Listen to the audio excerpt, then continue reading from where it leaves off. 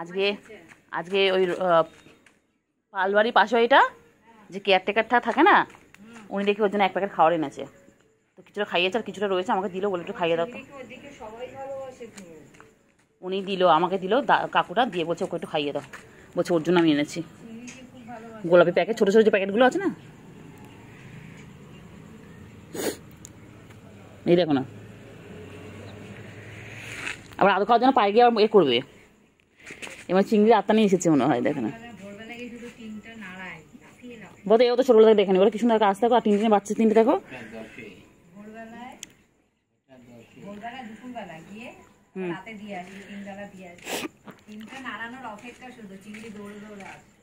হ্যাঁ, আমার খেয়াল থাকে না, আবার আজকে ফট করে মনে পড়লো, যাই তো একটু ভিডিও করে আনি।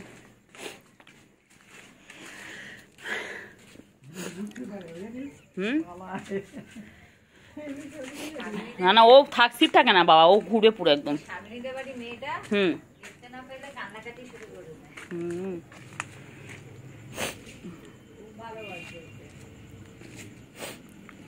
কি সবাই ওদের দেখো গায়ে কিছু হাত ধুতে দিচ্ছে, আর টিনটিনের বাচ্চা দিচ্ছে তো, দেয় তো।